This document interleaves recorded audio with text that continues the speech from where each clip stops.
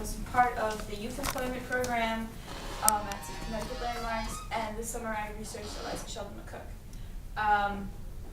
So my presentation's purpose is to figure out why the South Parlor was Eliza's favorite room. So I have a few riddles for this. My keys make music such a wonderful sound. Here the first clue will be found. Is it piano? Yeah.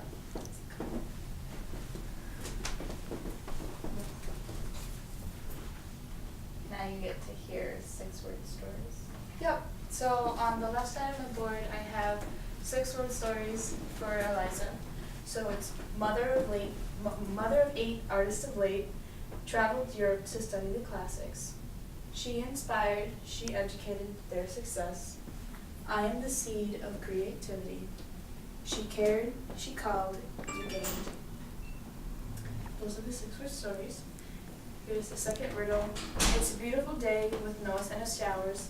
You'll find your next clue in the tall blue.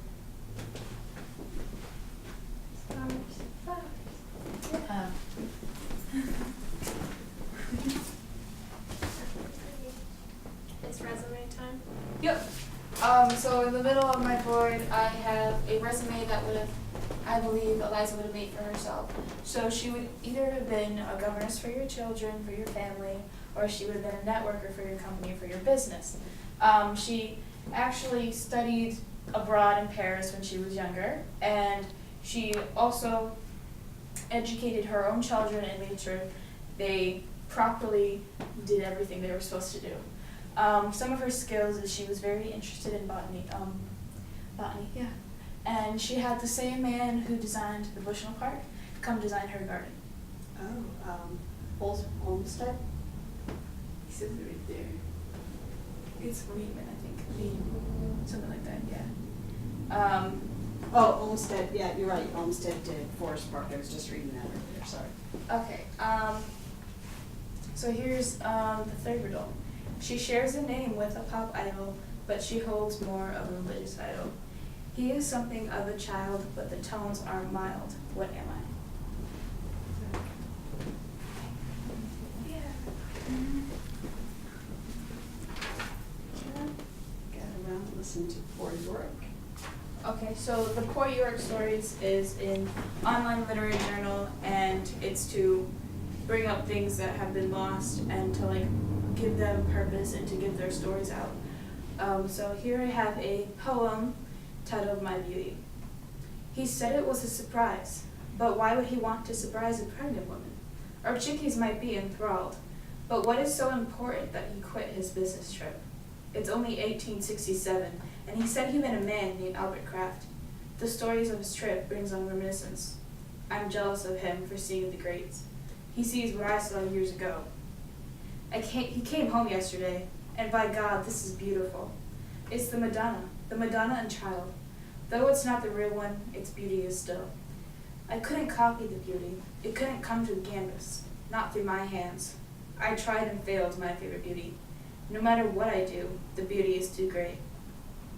It doesn't matter. The beauty is even more delightful. Here in Hartford is my Madonna and Child. I have my favorite beauty in the world, brought by my loving husband. I have it, I love it, I will cherish it. That's that one. Nice. She wrote that? Or? I did. Oh, Nice and talking. Thank you. I wrote it off of a letter that I saw that in the archives. So yeah. Here's the last riddle. You're almost done, good for you. Find the photo with smiles galore. There we all sit happily as a great big Family. family. Scrapbook time. Okay, so here I have a scrapbook that I made for Eliza. It's pretty much just her life as a whole. She was a mother of 8, so I thought that should be included. Here we have her gardening.